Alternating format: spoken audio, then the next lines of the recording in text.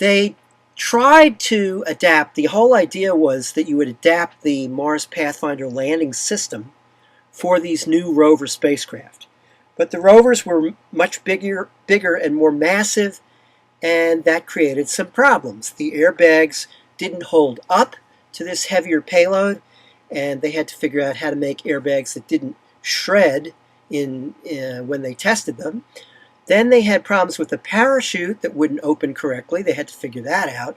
By the way, that parachute, not only for the rovers but for Mars Pathfinder, was derived from the original Viking lander parachute.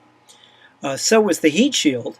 But the aeroshell that enclosed the rovers during its entry into the Martian atmosphere needed to be resized for the larger rover, and that added to the cost and the difficulty as well.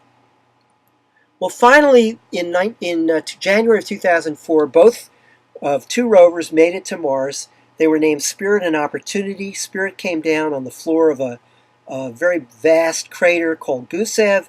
The idea was that there would be lake deposits, ancient lake deposits in the floor of the crater, and the whole idea of these rovers was to look for environments where life might have existed or might exist, not to look for life itself, but to look for the evidence that water had been around. But Spirit actually had to go climbing to find that evidence. It climbed up the side of a big hill named for the commander of the shuttle Columbia that had perished in 2003. On the way up Husband Hill, looking out on the plains of Gusev Crater, the top image, you can see it spotted a number of dust devils wheeling past. These are amazing. If you go on the web and just Google Spirit Dust Devil movies or Mars Rover Dust Devil movies, you'll get a whole page of animated GIF files that'll show you what these things look like. Well, one of the funniest things and most serendipitous, Spirit got pretty dusty during its months and months of operations. And it was starting to lose solar power because its solar panels were being covered with dust.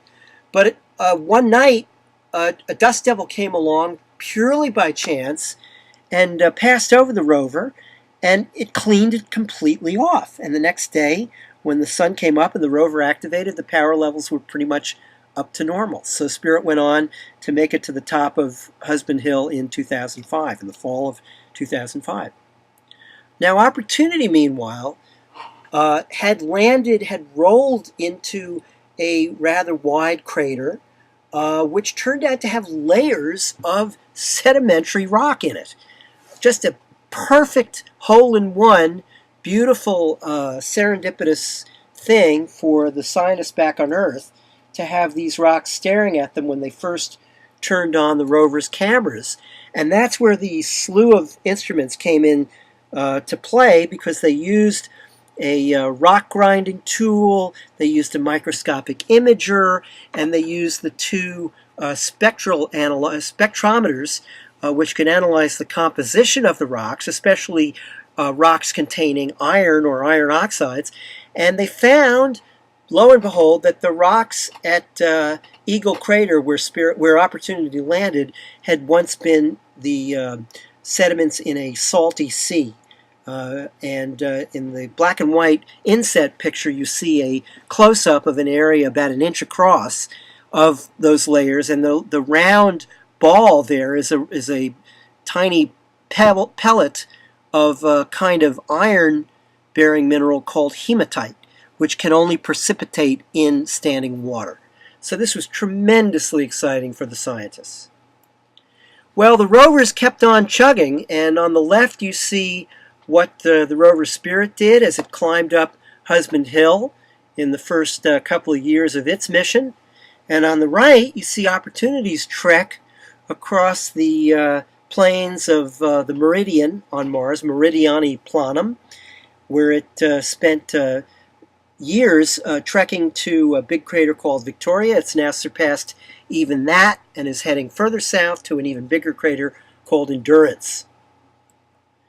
In October 2006, a new Mars orbiter arrived with an even more powerful camera, so powerful, in fact, that you can see in the upper left That little dot where the arrow is pointing is the rover Opportunity at the edge of Victoria Crater.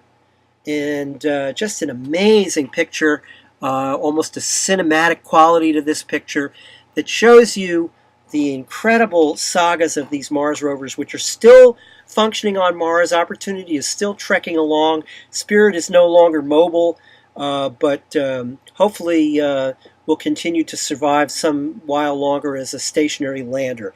And of course, the Mars Reconnaissance Orbiter, which arrived in 2006, is still sending back incredible images and compositional data on Mars, and the exploration of Mars with robotic missions will continue. In 2011, NASA will schedule to launch something called the Mars Science Laboratory, which will go even further to look for environments that could have harbored life and look for organic matter, organic matter on Mars, organic molecules.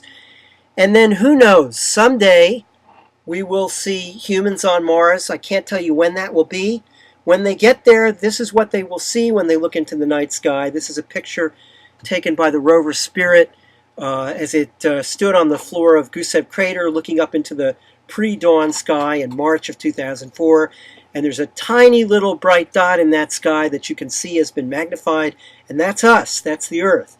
When you go to Mars, the Earth is nothing more than a dot of light in the night sky, and you will really feel that you have cut the cord with Earth. You'll be so far away that your radio signals will take anywhere from 8 minutes to 20 minutes just to go one way to the Earth. You won't be able to have a real-time conversation with anybody except the people who are on the flight with you. It'll be a new evolutionary moment for humanity and a step toward the stars.